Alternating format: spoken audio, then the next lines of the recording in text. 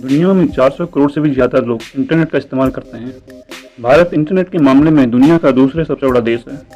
Internet and mobile association of India report के मुताबिक दिसंबर 2019 में भारत में 50 करोड़ लोग किसी न किसी तरीके से इंटरनेट का इस्तेमाल कर रहे थे। अगर बात करें कि इंटरनेट है क्या और किस तरह काम करता है, इंटरनेट एक दूसरे से जुड़ी कई कंप्यूटरों का जाल है जो राउटर एवं सर्वर के माध्यम से दुनिया के किसी भी कंप्यूटर को आपस में जोड़ता है।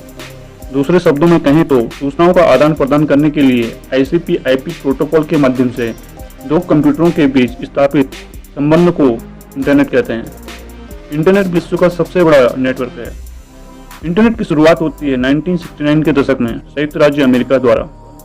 सबसे अच्छी बात यह है कि इंटरनेट में किसी भी एजेंसी का कंट्रोल नहीं है।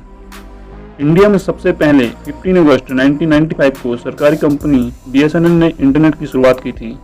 धीरे धीरे प्राइवेट सर्विसेज प्रोवाइडर जैसे एयरटेल, रिलायंस, आइडिया ने इंटरनेट को स्टार्ट किया।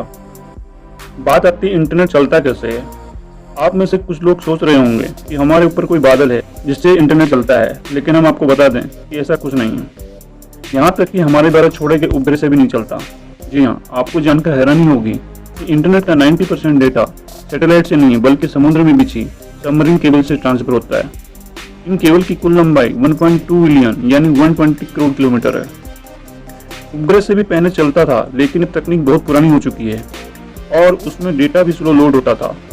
लेकिन हमारे इंजीनियर्स ने ऐसी तकनीक खोज निकाली जिसमें हम आज फास्ट इंटरनेट यूज कर रहे हैं। हाँ दोस्तों, ये तकनीक है ऑप्टिकल फाइबर केबल, या इसी को सबमरीन केबल भी कह सकते हैं। ये बात सच है कि हमने 8 लाख किलोमीटर से भी ज़्यादा लंबाई वाले ऑप्टिकल फाइबर केबल को समुद्र में बिछाए हैं, जिससे हमारे इंटरनेट का 90% डेटा यूज होता है। समुद्र में वही ऑप्टिकल फाइबर केबल बिछाए जाते हैं जिसमें कम नुकसान हो और कम लागत आती है, क्योंकि दोस्तों केबल को समुद्र में बिछाया जाता है जिसमें बड़े बड़े जहाज भी चलते हैं और कभी कभी जहाज के लंगर से भी नुकसान हो जाता है।